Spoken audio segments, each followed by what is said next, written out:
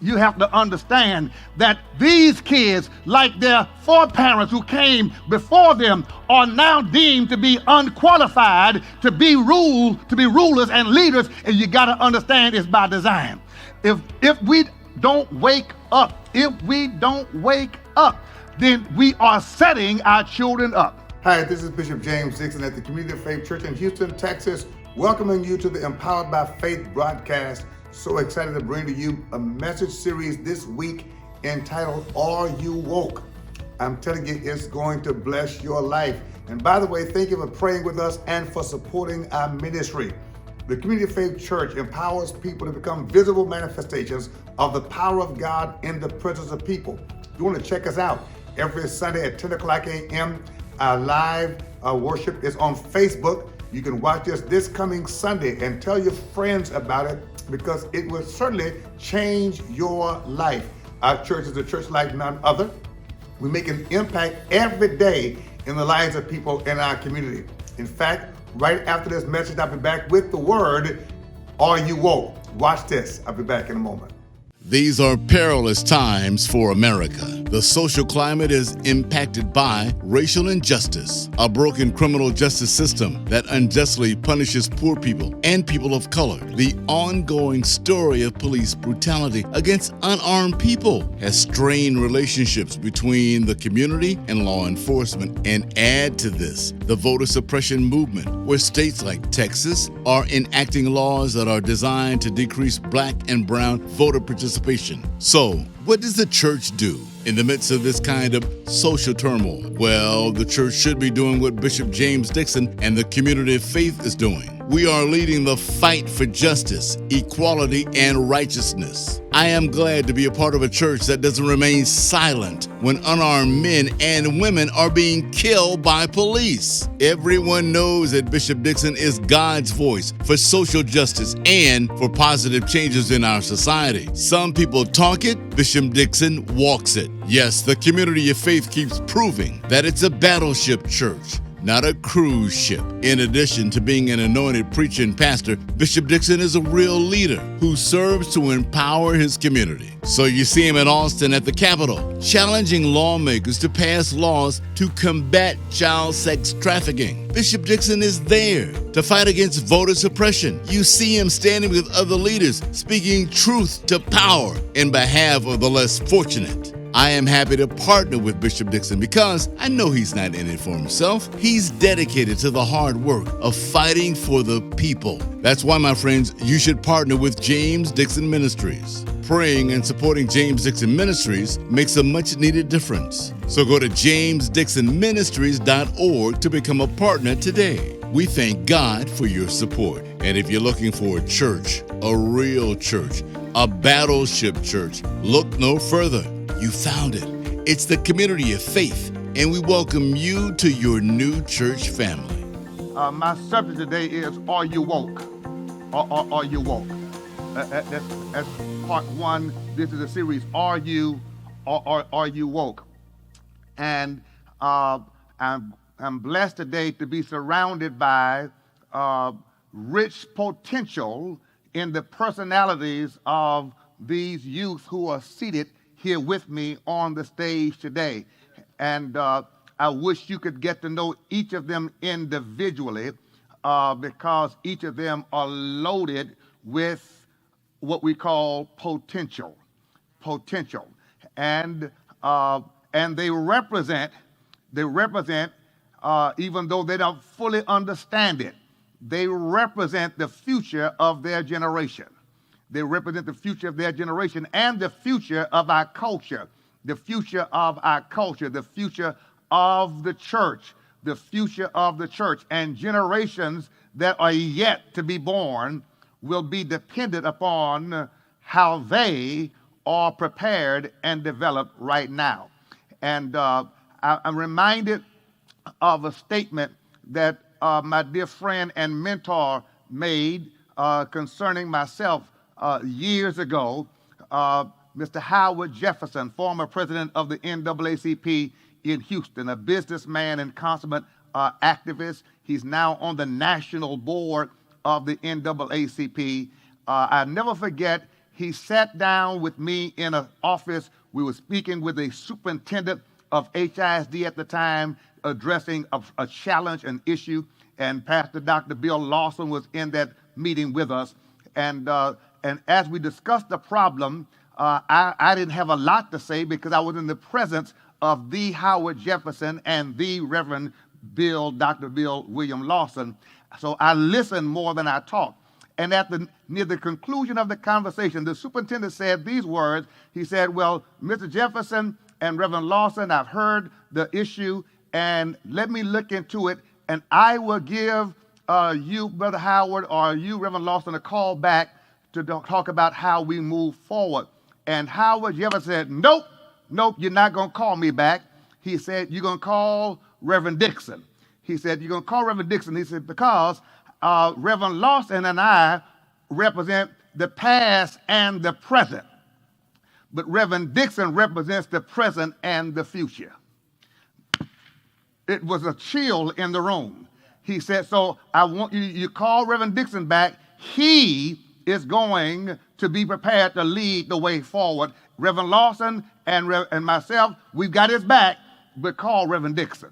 I will never forget that moment when he demonstrated the trust he had in me to lead this issue forward with HISD. Those words, Reverend Lawson and I represent the past and the present. Reverend Dixon represents the present and the future. Oh, a great debt of gratitude to a man who would entrust that kind of assignment to me. As I'm standing on this stage today, I'm more and more aware of the fact that the more the days and the months and the years go by, all of us get closer to that place to where we represent the past and the present. And we must understand the need to invest in our youth properly because they represent the present and the future. The present and the future. And so I raised the question today in the face of what we are dealing with in our country and in our county and city and in the world. Are you woke? Are you woke? Are you aware?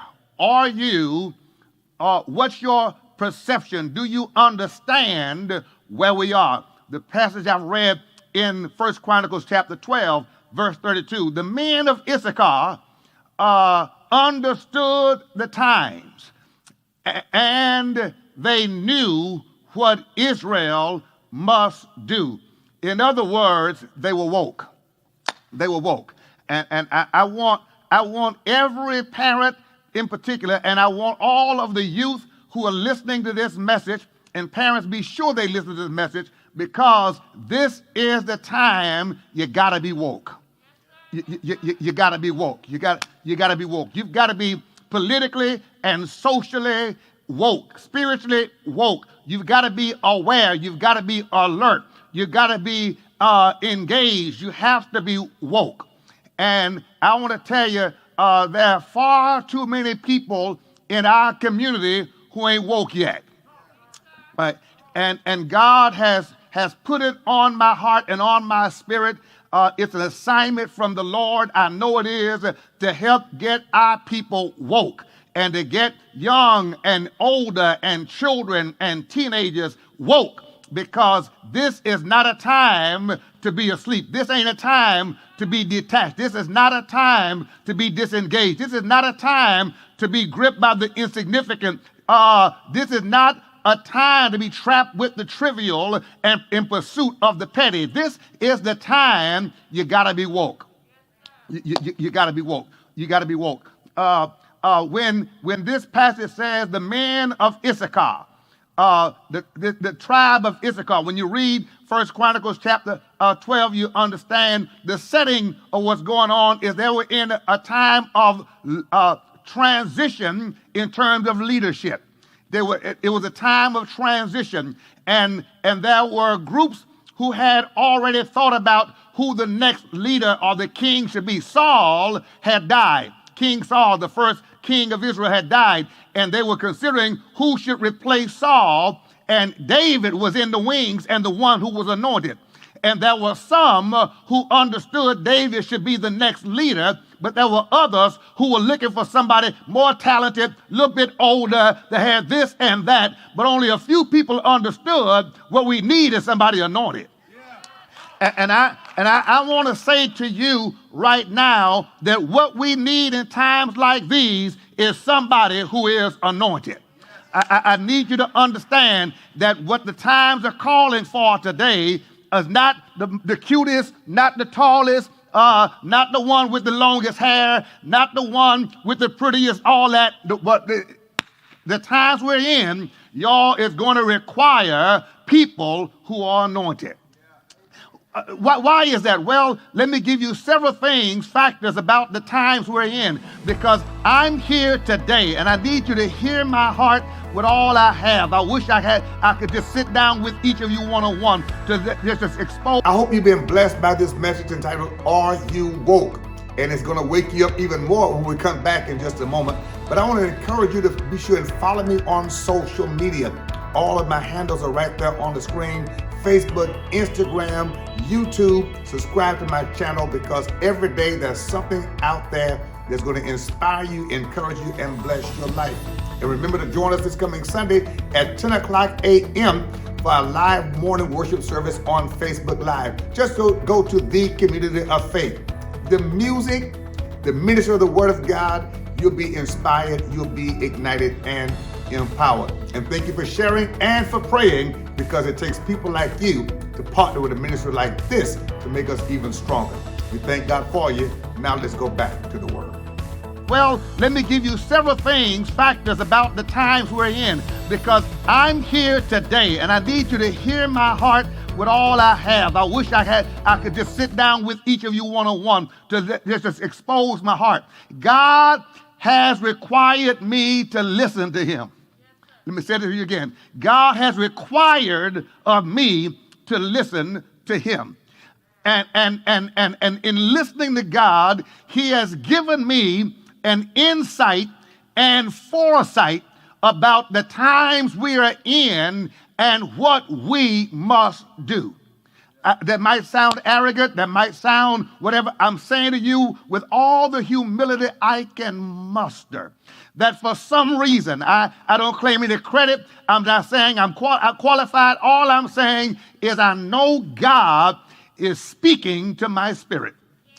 And what God has given me is an insight as to what our circumstance and our predicament really is. And he's given me vision, which is foresight, to know what we must do. And I want to say to you, oh God, I wish I could correspond with you. I can't hear you. You can only hear me. But I want to say to you how vitally important it is that you have a prophetic voice in your life, and a prophetic voice speaking to your family, and a prophetic voice speaking to our community, because otherwise we won't have the insight and the foresight. And without the insight and the foresight, brothers and sisters, we are going to perish. Do you understand? We are on the brinks of destruction and on the brinks of annihilation. Only the prophetic, oh my God, only the prophetic wisdom that comes through divine revelation would be sufficient to get these kids into a future that looks bright. I want to say to you, only prophetic wisdom, only prophetic utterance would be sufficient to get our children and our grandchildren to possess a future that is brighter than ours today. We are in a very precarious place and predicament. There are several things that we cannot deny. One, we cannot deny, neither can we ignore the escalation of white supremacy and its attacks on blacks, browns, and indigenous Americans, and even poor whites. We cannot deny that reality. We cannot deny it, neither can we afford to ignore it. Secondly, we cannot deny, neither can we ignore the impact of predatory capitalism and its effects on generational poverty, mass incarceration, and the intentional destructive influences on public education. I said a lot in one sentence.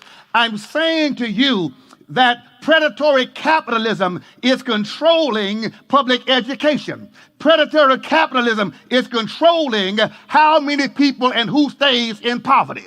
You got to understand, predatory capitalism requires certain people to be on the bottom.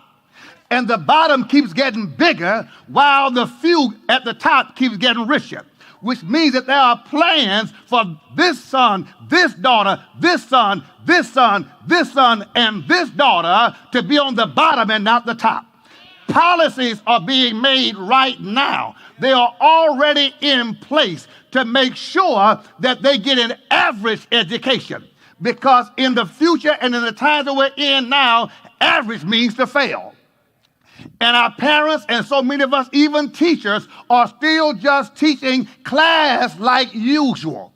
You're getting ready to go back to school, and there's nothing in the curriculum in a classroom to prepare you for your challenge against predatory capitalism. You say, what is predatory capitalism? That's a capitalistic society that's ruled by an oligarchy, a class of elites who have designed it to make sure that even with a diploma and a degree, you still cannot rise.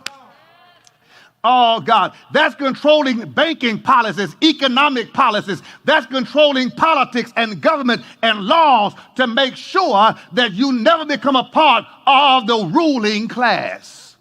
It's predatory capitalism. And most of us have not studied because we ain't woke.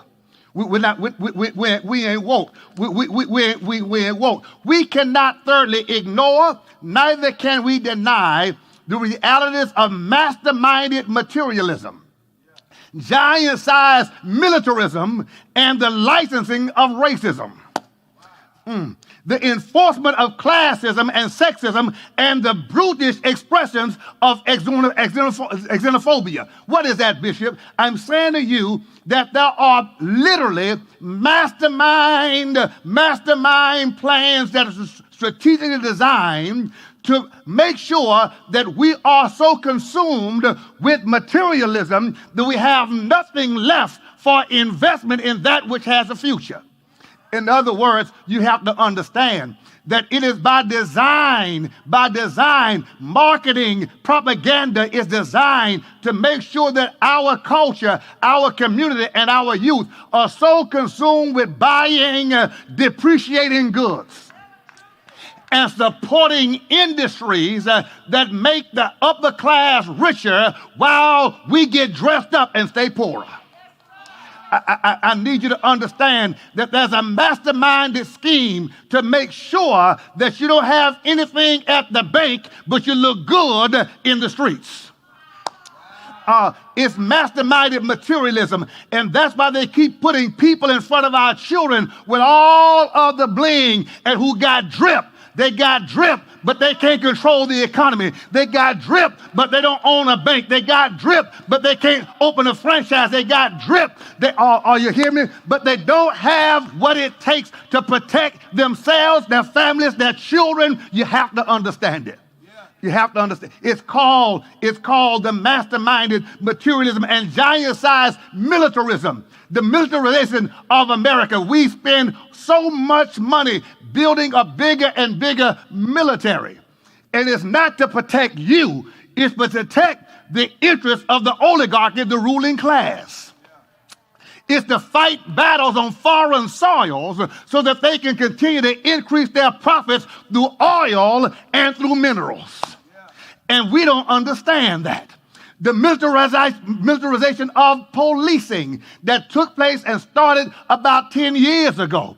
And now police forces are military instinctive, which means that they are there to intimidate those who look like you so that you don't have what it takes in courage and confidence to come up to your potential because they want to keep you in your place. You have to understand that all of the police brutality and the shootings that we see across America, they look disconnected. Because one is over here in this state and in this city. One is in Minnesota. One is in Wisconsin. One is over here in Houston. One is over here in Los Angeles. They are not disconnected. They are connected to a mindset that's determined that if we are going to keep them in their place, we got to intimidate them with violence. Which is why the National Police Union supports the police officers who do the shootings. Oh, God. It's why even in this state, we're up against a major challenge to get laws changed so that you can actually fire police officers who commit murder. It is a serious, and parents, we got to get woke.